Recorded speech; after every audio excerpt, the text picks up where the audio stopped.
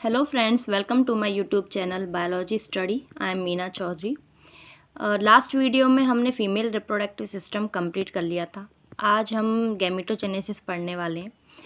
Gametogenesis होता क्या है? गैमेट का फॉर्मेशन, जो मेल गैमेट है उसके फॉर्मेशन को और फीमेल गैमेट के फॉर्मेशन को हम गैमेटोजेनेसिस बोलते हैं।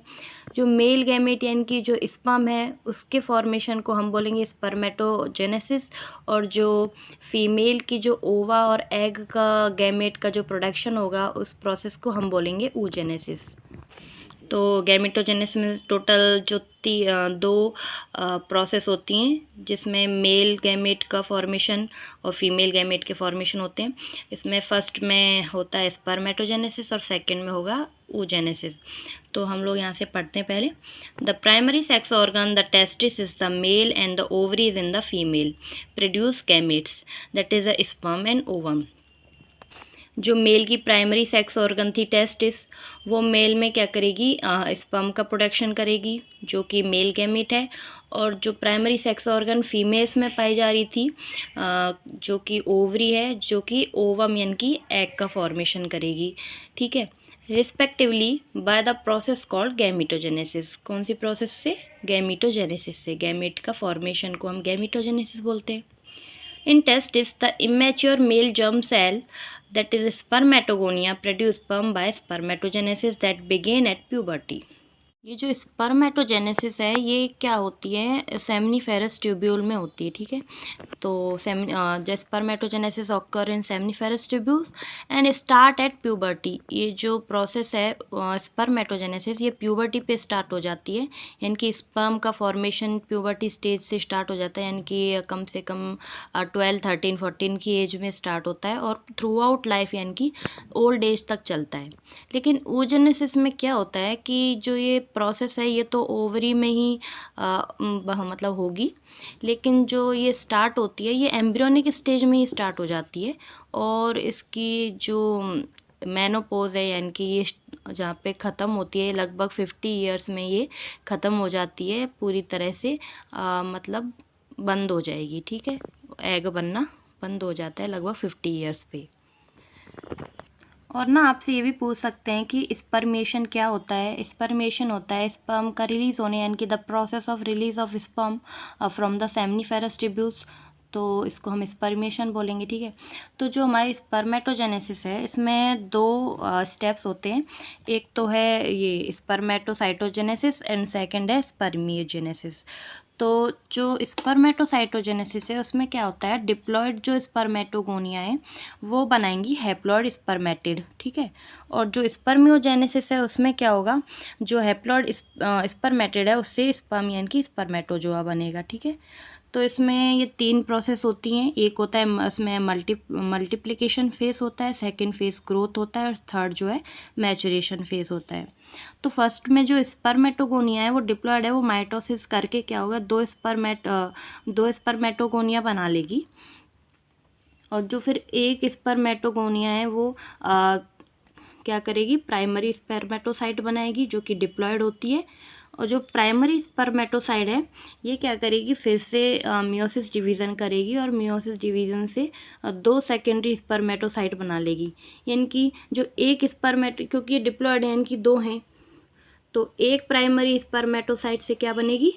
2 सेकेंडरी स्पर्मेटोसाइट बनेंगी। ठीक है, और जो सेकेंडरी स्पर्मेटोसाइट है वो फिर से मियोसिस सेकेंड करेगी और 2 स्पर्मेटिड बनाएगी। और दो जो स्पर्मेटिड है वो यानी कि एक स्पर्मेटिड से एक ही स्पर्म यानी कि स्पर्मेटोजो बनेगा, क्योंकि इसमें डिफरेंशिएशन हो जाएगा, इसमें कोई मियोसिस माइटोसिस नहीं होगी। तो जैसा एक स्पर्मेटिड है उसी में एक स्पर्म बन जाएगा, यानी कि क्योंकि ये ओवल शेप्ड होता है ये और नॉन मोटाइल होता है, तो इसीलिए डिफरेंशिएशन के बाद स्पर्म बन जाएगा जो कि मोटाइल होता है क्योंकि इसमें टेल आ जाती है। ठीक है, तो जो हमारी स्पर्मेटोजेनेसिस प्रोसेस है इसमें 2 मियोसिस डिवीज़न हो रही हैं। एक मियोसिस फर्स्ट हो रही है जो कि प्राइमरी स्पर्मेटोसाइट से सेकेंडरी स्पर्मेटोसाइट बना रही है, और एक होती है मियोसिस सेकेंड जो कि सेकेंडरी स्पर्मेटोसाइट से क्या बना रही है? स्पर्मेटिड बना रही है। तो जैसे अगर आपसे पूछें कि जो प्राइमरी स्पर्मेटोसाइट है उससे कितने स्पर्मेटिड बनते हैं, तो कितने बनेंगे, 4 हैप्लॉइड स्पर्मेटिड बनेंगे। और अगर पूछे कि सेकेंडरी स्पर्मेटोसाइट से कितने स्पर्मेटिड बन रहे हैं, तो एक सेकेंडरी स्पर्मेटोसाइट से, यानी कि जो एक हैप्लॉइड है और दूसरी भी है, तो इन दोनों से मिला के 4 स्पर्मेटिड्स बन रहे हैं। ठीक है, तो टोटल इसमें जो एक ये इमेच्योर स्पर्मेटोगोनिया थी जो कि डिप्लॉयड थी, इससे टोटल हमने 4 स्पर्मेटोजोआ बना लिए जो कि हैप्लॉयड होते हैं। और हैप्लॉयड इसमें क्या होता है, ये मोटाइल हो जाते हैं क्योंकि इनमें टेल होती है, तो ये मूवमेंट कर सकते हैं। तो जो क्वेश्चन पूछा जाता है ना, वो ऐसे ही पूछा जाएगा कि जो एक प्राइमरी स्पर्मेटोसाइट है उससे टोटल 4 स्पर्म बनेंगे, और जैसे एक सेकेंडरी स्पर्मेटोसाइट है उससे 2 स्पर्म बनेंगे। ठीक है, और एक और जो चीज़ है, जो से एक इजैकुलेशन होता है ना, जैसे मेल का जो सेक्सुअल इंटरकोर्स होता है उस समय जो इजैकुलेशन होता है स्पर्म का, उसमें जो सीमन होता है ना, उसकी क्वांटिटी होती है लगभग 2.5 से 3 ml तक की। तो एक इजैकुलेशन में 2.5 से 3 ml तक सीमन निकलते हैं, जिसमें कि जो कि क्या होते हैं नंबर्स में 200 से 3 मिलियंस तक जो स्पर्म है उनमें पाए जाते हैं। ठीक है, यानी कि 1 ml में कितना देखा हमने, 1 ml में लगभग 100 मिलियन स्पर्म्स होते हैं। तो हमने ये समझ लिया। अब हम एक बार NCERT से भी रीड कर लेते हैं। The spermatogonia present on the inside wall of seminiferous tubule multiply by mitotic division and increase in number. Each spermatogonium is diploid and contain 46 chromosomes. Some of the spermatogonia called primary spermatocyte periodically undergo meiosis, जो क्या करेगी, meiosis करेगी, and the primary spermatocyte complete the first meiotic division, यानी कि reduction division, और leading to formation of 2 equal haploid cell called secondary spermatocytes which have only 23 chromosomes each. The secondary spermatocyte undergo the second meiotic division to produce 4 equal haploid spermatid. And what would be the number of chromosome in the spermatid. तो इसमें पूछा है कि जो spermatid है उनका कितना number होता है, तो ये हैप्लॉइड होते हैं इनका, तो 23 क्रोमोसोम होंगे ईच स्पर्मेटिड में। The spermatids are transformed into spermatozoa by process called spermiogenesis. After spermiogenesis sperm had become embedded in the Sertoli cell and finally released from the seminiferous tubule by the process called spermiation. तो जो spermiogenesis है उसके बाद क्या होगा, जो sperm का head है ना वो किस में धंस जाता है, सर्टोली सेल्स में, और फाइनली क्या करेगा, ये अपनी सेमिनिफेरस ट्यूब्यूल से निकल जाएगा। तो स्पर्मिएशन क्या होता है, process of release of sperm from the seminiferous tubules और सर्टोली सेल्स। ठीक है, कुछ लोगों में क्या होता है, जो ओलिगोस्पर्मिया है वो हो जाता है।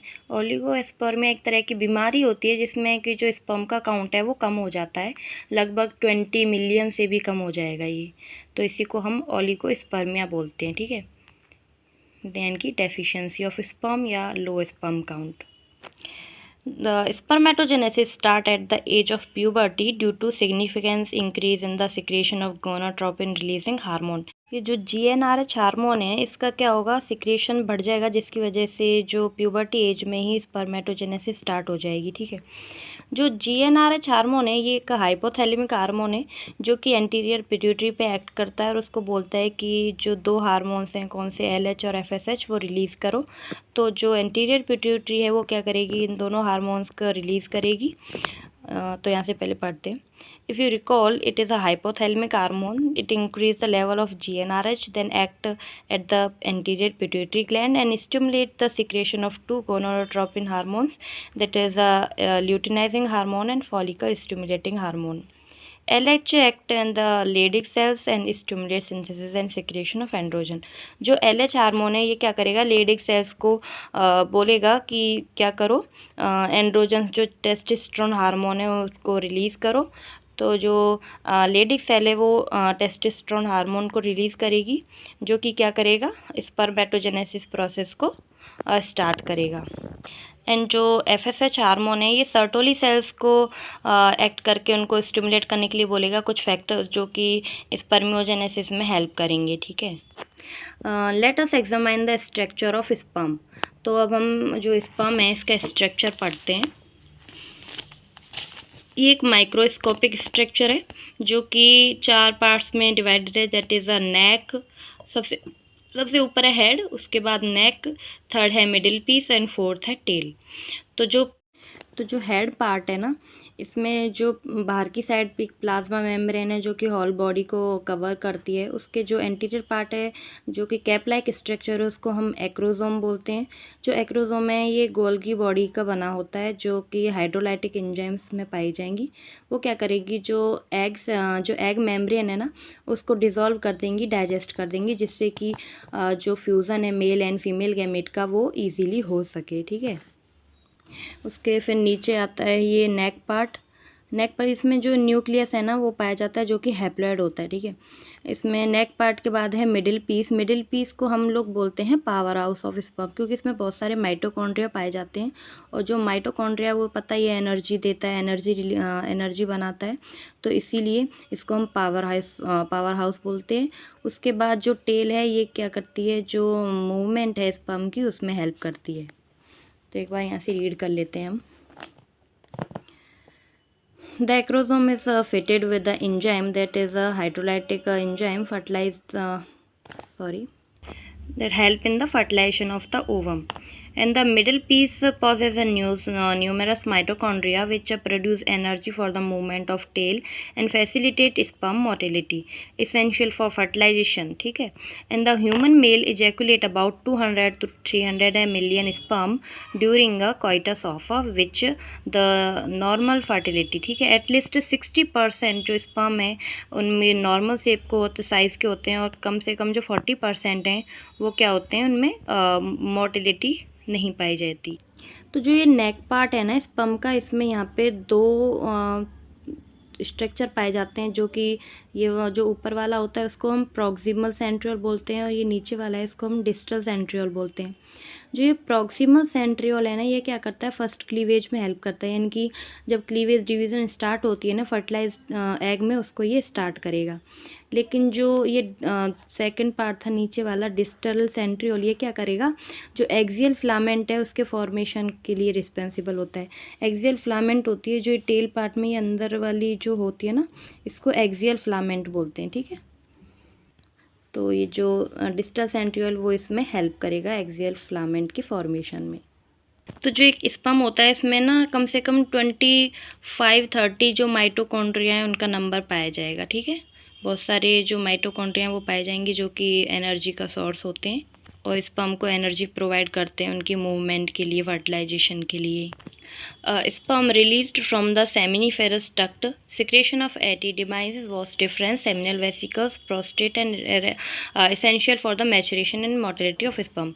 The seminal plasma along with the sperm constitute the semen. The function of male sex accessory ducts and glands are maintained by the testicular hormone that is androgen.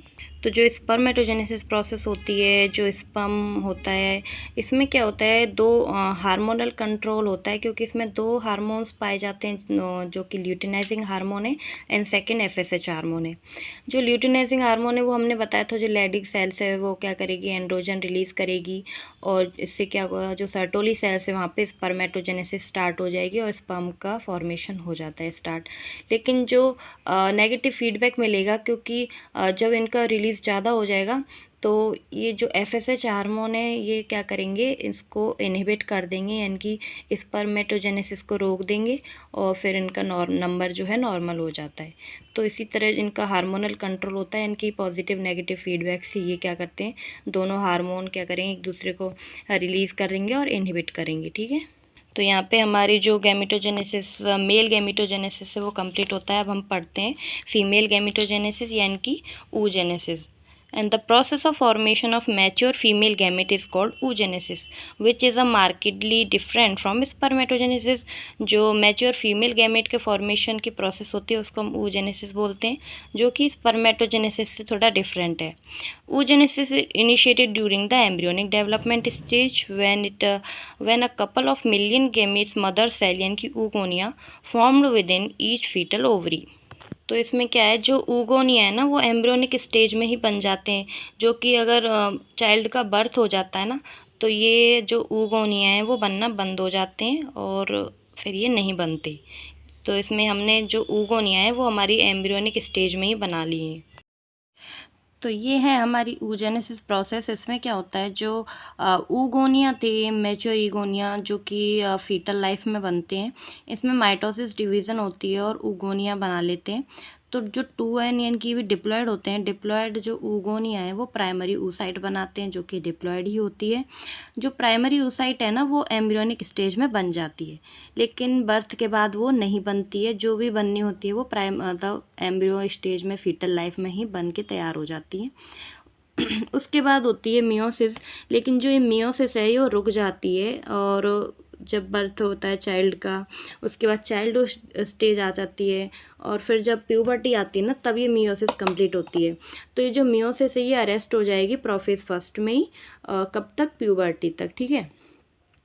उसके बाद जब बर्थ, चाइल्डहुड के बाद जब प्यूबर्टी आती है तब ये मियोसिस रिज्यूम होती है और 2 सेकेंडरी oocyte बना लेती है, जिसमें एक छोटे साइज़ की बनेगी फर्स्ट पोलर बॉडी और जो बड़े साइज़ की बनती है उसको हम सेकेंडरी oocyte बोलेंगे, ठीक है। जो सेकेंडरी oocyte है ये, इसमें क्या होगा, दोबारा से मियोसिस सेकेंड होगा क्योंकि जो फर्स्ट पोलर बॉडी थी वो डिजनरेट हो जाएगी और जो सेकेंडरी oocyte है ये आगे मियोसिस सेकेंड करेगी और मियोसिस सेकेंड है ये भी अरेस्ट हो जाती है।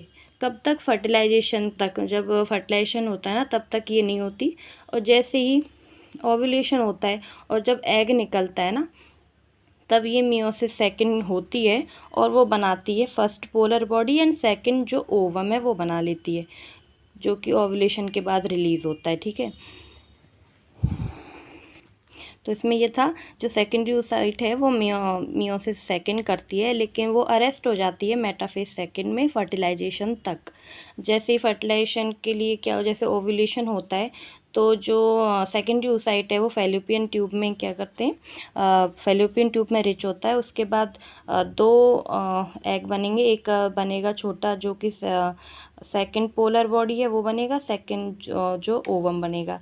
जो सेकेंड पोलर बॉडी है वो छोटे साइज़ की है तो ये क्या होगी, डिजनरेट हो जाएगी और जो ओवम है वो बना रहेगा और आगे अगर जैसे ही फर्टिलाइजेशन होगी तो ये ओवम से ही आगे जो प्रोसेस है वो फर्टिलाइजेशन की स्टार्ट हो जाएगी, क्योंकि इसी से जो स्पर्म है वो फ्यूज़ करेगा और आगे जो एम्ब्रियोजेनेसिस प्रोसेस होगी, एम्ब्रियो बनेगा, फीटस बनेगा और बच्चा बनेगा, ठीक है।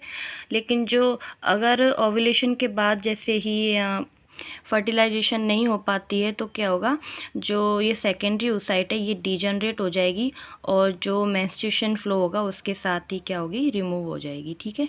तो हमने देखा जो oogonia है उससे जो प्राइमरी oocyte है वो फीटल लाइफ में ही बन के तैयार हो जा रही थी, लेकिन जो आगे की प्रोसेस जो इसमें होती है वो फर्टिलाइजेशन के टाइम पे वो एडल्ट लाइफ में, मतलब एडल्ट स्टेज में होगी, एडल्ट रिप्रोडक्टिव फेज में, ठीक है। और इसमें जो दो पोलर न्यूक्लियाई बन रहे थे जो कि छोटे थे, पोलर बॉडी फर्स्ट दोनों ही डिजनरेट हो जाती हैं और जो बड़े साइज़ की होती हैं, जो सेकेंडरी oocyte है वो आगे मियोसिस करेगी और जो ओवम है वो बनेगा और उसके बाद फर्टिलाइजेशन प्रोसेस होगी, ठीक है। तो इसमें क्या हो रहा था, जो मियोसिस फर्स्ट है वो प्रोफेज फर्स्ट में अरेस्ट हो जा रही थी प्यूबर्टी तक, और जो मियोसिस सेकेंड है वो मेटाफेज सेकेंड में अरेस्ट हो जा रही है, कब तक, फर्टिलाइजेशन तक, ठीक है।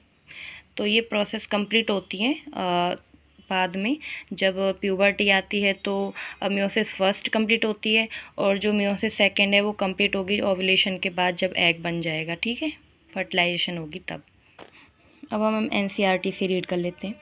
The process of formation of mature female gamete is called oogenesis, which is a markedly different from spermatogenesis. Oogenesis is initiated during the embryonic development stage when a couple of million gametes, mother cell oogonia, are formed within each fetal ovary. No more oogonia are formed after added birth, ठीक है। Birth के बाद कोई भी oogonia add नहीं होता है, जो भी बनने होते हैं वो फीटल लाइफ में ही बन जाते हैं। These cells start division and enter into process first of the meiotic division and get temporarily arrested at the stage called primary oocyte. Primary oocyte stage में क्या होंगे, temporary arrest हो जाते हैं प्यूबर्टी तक। Each primary oocyte then gets surrounded by a layer of granulosa cell that is primary follicle. तो जो हमारी प्राइमरी oocyte है ना उसके ऊपर एक लेयर बन जाती है जिसको हम लोग क्या बोलते हैं, ग्रेनुलर सा सेल्स हैं उनकी लेयर बन जाएगी, जिसको हम प्राइमरी फॉलिकल बोलेंगे। A large number of these follicles degenerated during the phase from birth to puberty। जो बहुत सारे फॉलिकल्स हैं वो क्या होते हैं, जो बर्थ से प्यूबर्टी तक जो हैं वो डीजनरेट हो जाते हैं। Therefore at puberty only 60,000 to 80,000 primary follicles left in each ovary. तो जो प्यूबर्टी है उसके टाइम पे क्या होता है, लगभग 60,000 से 80,000 तक जो प्राइमरी फॉलिकल्स हैं वो ही बचती हैं ओवरी में। And these primary follicle get surrounded by a more layer of granulosa cells and new theca and are called secondary follicle.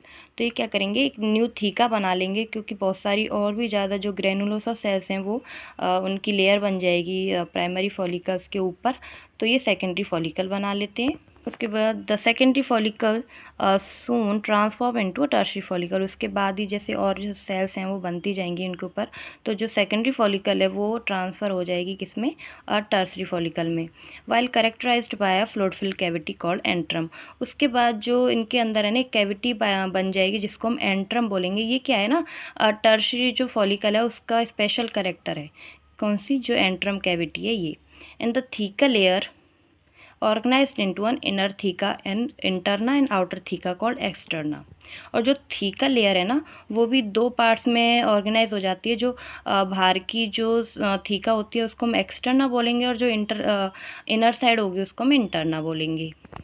It is important to draw your attention that it is at this stage the primary oocyte within the tertiary follicle grows in size and complete its first menstrual division। तो यही वो stage है जिसमें जो primary follicle है ना वो अपना साइज को बढ़ा लेती है। जो टर्शियरी फॉलिकल है इसके अंदर अपना साइज इंक्रीज कर लेगी और अपनी फर्स्ट जो मियोटिक डिवीज़न है वो कंप्लीट कर लेगी।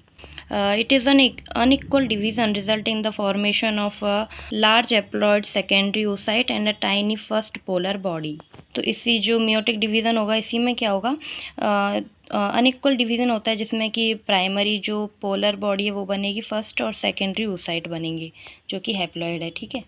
The secondary oocyte retain bulk of the nutrient rich cytoplasm of the primary oocyte। और जो सेकेंडरी oocyte है वो क्या हो जाएगा, बहुत सारे उसमें साइटोप्लाज्म प्रेजेंट होगा तो वो बड़े साइज़ की हो जाती है। तो इसी की वजह से प्राइमरी जो oocyte थी वो छोटी साइज़ की होती है, लेकिन सेकेंडरी oocyte जो है वो बड़ी साइज़ की होती है कि उसमें साइटोप्लाज्म बहुत ज़्यादा मात्रा में भरा होता है, ठीक है। Does the first polar body born out of first meiotic division divide further or degenerate? तो इसमें क्या है, वो जो फर्स्ट पोलर बॉडी है ना वो आगे डिवीज़न नहीं करती क्योंकि वो डीजनरेट हो जाती है, ठीक है। और आगे जो एक ही से जो सेकेंडरी oocyte है वही आगे जो मियोसिस सेकेंड वो करेगी। At present, we are not very certain about this. The tertiary follicle further changes into a mature follicle, that is a Graafian follicle। और जो tertiary follicle है आगे चल के mature हो जाएगी उसको हम लोग बोलेंगे Graafian follicle, ठीक है। And the secondary oocyte form a new membrane called Zona pellucida surrounding it। और जो secondary oocyte है वो अपने जो अंदर है ना वो एक न्यू मेम्ब्रेन बना लेगी जिसको हम Zona pellucida बोलेंगे। अपने चारों तरफ वो बना लेती है जोना पेलुसिडा की मेम्ब्रेन, ठीक है। कौन, secondary oocyte। And the Graafian follicle now rupture to release the secondary oocyte that is ovum. और यहीं से जो ये ग्राफियन फॉलिकल है रप्चर हो जाती है, टूट जाती है, और जो ओवम है यानी कि सेकेंडरी oocyte है वो रिलीज़ करती है। And from the ovary by the process of ovulation. जो ओव्यूलेशन टाइम आता है ना फीमेल्स का, उसी समय जो ये ओवरी से ओवम को रिलीज़ करती है, ठीक है। तो can you identify major difference between the spermatogenesis and oogenesis। तो क्या आप बता सकते हो कि जो स्पर्मेटोजेनेसिस और oogenesis है इनमें क्या डिफरेंस है। तो हमने देखा था जो स्पर्मेटोजेनेसिस है ना वो क्या होता है, क्योंकि जो स्पर्मेटोजेनेसिस थी उसमें जो प्राइमरी स्पर्मेटोसाइट थी ना वो 4 स्पर्मेटिड बना रही थी, और जो सेकेंडरी स्पर्मेटोसाइट थी इनकी एक सेकेंडरी स्पर्मेटोसाइट वो क्या कर रही थी, वो 2 स्पर्मेटिड यानी कि स्पर्मेटो जो है बना रही थी। लेकिन जो oogenesis है ना उसमें क्या होता है, एक ही उगोनिया से क्या बनेगा, एक ही ओवम बनता है यानी कि एक ही बनता है। तो इसमें जैसे उसमें तो 1 से 4 बन रहे थे, लेकिन इसमें एक उगोनियम से एक ही जो ओवम है, एग है वो बनेगा, ठीक है। ये इनका डिफरेंस है। तो यहाँ पे हमारी गैमेटोजेनेसिस प्रोसेस कंप्लीट हो चुकी है और जो मेंस्ट्रुएशन साइकिल है ना वो हम अपने नेक्स्ट वीडियो में कंप्लीट करेंगे, ठीक है। तो ये जो डायग्राम है ना ये दे रखा था हमारी ओवरी का, जिसमें हमने भी पढ़ लिया था जो प्राइमरी फॉलिकल है उसे जो बाहर की साइड ग्रेनुलोसा सेल्स हैं उनका जमाव हो जाता है तो वो सेकेंडरी फॉलिकल बन जाती है। सेकेंडरी फॉलिकल से क्या होगा, टर्शरी फॉलिकल बनेगी। टर्शरी फॉलिकल के अंदर जो है वो एंट्रम कैविटी पाई जाएगी। जो एंट्रम कैविटी के बाद फिर जो टर्शरी फॉलिकल है वो ग्रेफिन फॉलिकल बनाएगी, जिसमें 2 लेयर पाई जाएंगी, जिसको जो अपने आउटसाइड जोना पेलिसुडा बना लेती है। ग्रेफिन फॉलिकल रप्चर होके क्या करेगी, आगे ओवम रिलीज़ करेगी, जो कि ओव्यूलेशन प्रोसेस के थ्रू, ठीक है। तो ये हमारा कंप्लीट हो चुका है कौन सा, स्पर्मेटोजेनेसिस एंड oogenesis। तो गैमेटोजेनेसिस हमारा पूरा हुआ। अब हम नेक्स्ट वीडियो में मेंस्ट्रुअल साइकिल पढ़ेंगे। तो अगर आपको मेरा वीडियो अच्छा लगा हो, मेरा पढ़ा हुआ पसंद आया हो, तो प्लीज़ मेरे चैनल को लाइक, शेयर एंड सब्सक्राइब ज़रूर करें। और कोई भी डाउट हो तो मुझे कमेंट बॉक्स में ज़रूर बताएं। Okay, thank you, tata, bye bye, take care.